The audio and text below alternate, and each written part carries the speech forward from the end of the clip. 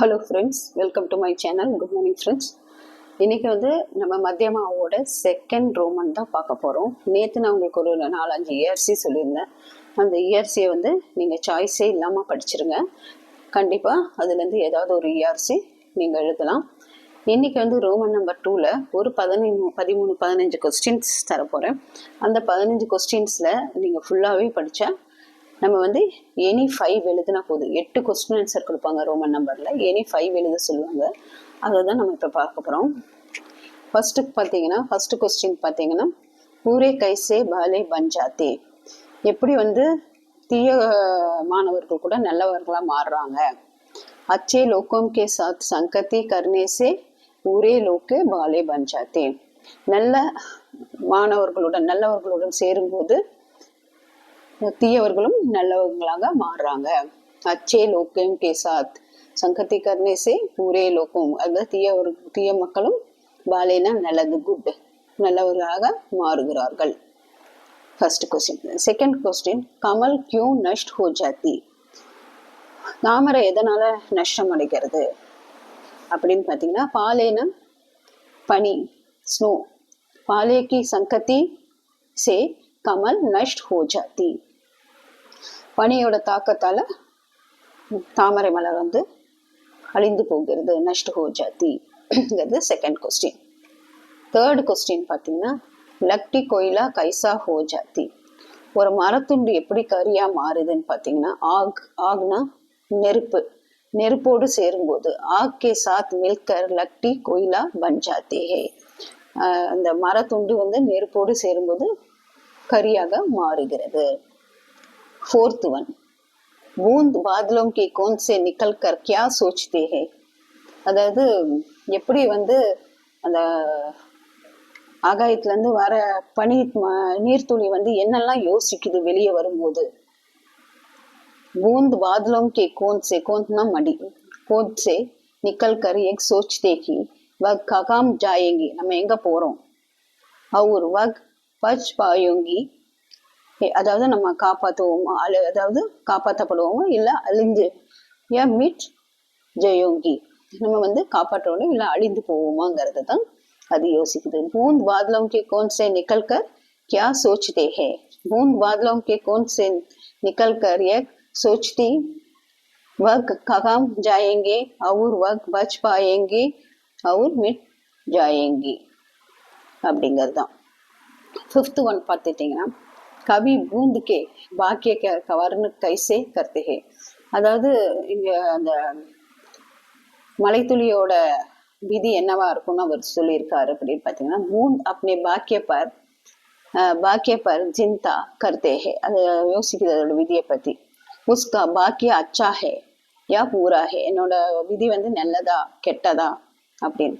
வக் அச்சா ஜாக் பகுச்சேங்கி யா பூரே ஜாக். நல்ல இடத்துல போய் சேருவேனா இல்லைன்னா ஒரு கெட்ட இடத்துல போய் சேருவேனாங்கிறது தான் fifth question important. Sixth question பார்த்தீங்கன்னா, பூந்த் கைசி மோத்தி பஞ்சாத்தி.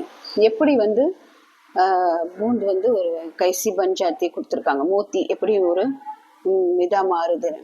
அதுக்கு பார்த்தீங்கன்னா, பூந்த் சமுத்திரக்கே ஏக், அதாவது அது போய் அந்த மலைத்துளி போய் ஒரு கடல்ல திறந்திருக்கிற சிப்பியில விழுந்து மோத்தி பஞ்சாத்தி. बूंद समुद्र के एक कूले सिप में गिरी और मोती बन गई. वंशवृक्ष कैसे बजे रहे. இந்த வம்ஸ்வருஷங்கிற இந்த மரம் எப்படி இசைக்கிறதுன்னு பார்த்தீங்கன்னா, பிராணக்கே பீனா பஜா ரகே ஹே. உயிர் இல்லாமல் கூட அது இசைக்கிறது.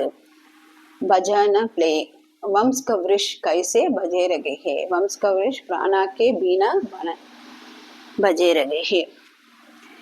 அதுக்கப்புறம் 8th கொஸ்டின் பார்த்தீங்கன்னா, वनमालिका करामत क्या क्या है. பகவான் கி அத்புத் லீலா. அதாவது கடவுளோட லீலையில என்னென்ன சொல்லணும். லீலா காரன், அவருடைய லீலை காரணம்லாம். சூரஜ் கி தூப் சல்தா ஹே தோ கி பேட் கி சாயா சுக் பகுச்சே ஹே. ஒரு சைடு ரொம்ப தூப்னா வெயில் அடிக்குது, இன்னொரு சைடு பார்த்தீங்கன்னா ஒரு மர நிழல், நல்ல ஒரு மர நிழல் இருக்கு. இதுதான் கடவுளோட அத்புத் மாயாவா இவர் சொல்றார். வன்மாலிக்கே கராமத். இந்த கொஸ்டின் ரொம்ப இம்பார்ட்டன்ட். இதை படிங்க. நெக்ஸ்ட் இனி ஒரு 5 கொஸ்டின்ஸ் பார்க்கலாம். அடுத்த கொஸ்டின் பார்த்துட்டிங்கன்னா நமக்கு வந்து இந்திரதனுஷ். इंद्रधनुष कैसे प्रकट हुआ? इंद्रधनुष எப்படி தோன்றுகிறதுன்னு பார்த்தீங்கன்னா, इंद्रधनुष दूर तक जमीन को छूते हुआ ये प्रकट हुआ. ஒரு தரையிலிருந்து தரை வரைக்கும் தோன்றுகிறது. ஜமீன்னா தரை. சரிங்களா? இந்த கொஸ்டின் 10th வந்து ஹோனகார் பாலா क्या कमाते हैं? என்ன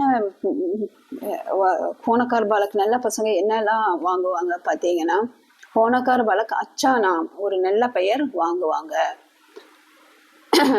ஹோனகார் பாலக் क्या कमते हैं?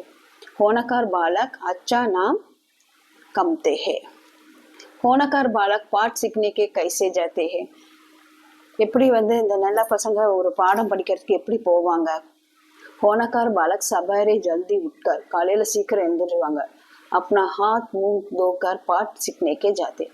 கைகால் முகமெல்லாம் கழுவிட்டு போவாங்க அப்படிங்கிறது தான் இதோட இது. நெக்ஸ்ட் பார்த்தீங்கன்னா, रैदास के धोखे का आशय क्या है?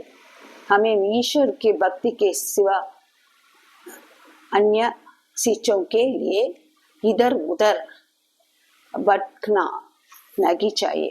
நீ கடவுளை நம்பு, கடவுளை இங்கே அங்கே கடவுளுக்கு வேண்டி தேடு, கடவுளை தேடு, அந்த மாதிரி சொல்லியிருக்காரு. ஹமே ஈஸ்வர் கடவுள்கிட்ட பக்தி வை, அவரை தேடி அலையலாம், இங்கேயே அங்கேயே போகலாம், மற்ற விஷயத்துக்கு வேண்டி நம்ம போகக்கூடாதுங்கிறத ரைதாஸ் சொல்லியிருக்காரு அவரோட தொகையில. ஓகே ஃப்ரெண்ட்ஸ், இப்போ டோட்டலாக நான் ஒரு 13 கொஸ்டின் சொல்லியிருக்கேன். இந்த 13 கொஸ்டினையும் எந்த சாய்ஸும் இல்லாமல் மெமரி பண்ணிங்கன்னா கண்டிப்பாக இதில் எனி 5 நீங்கள் எழுதி ஃபுல் மார்க் எடுக்கலாம். All the best. Thank you. By.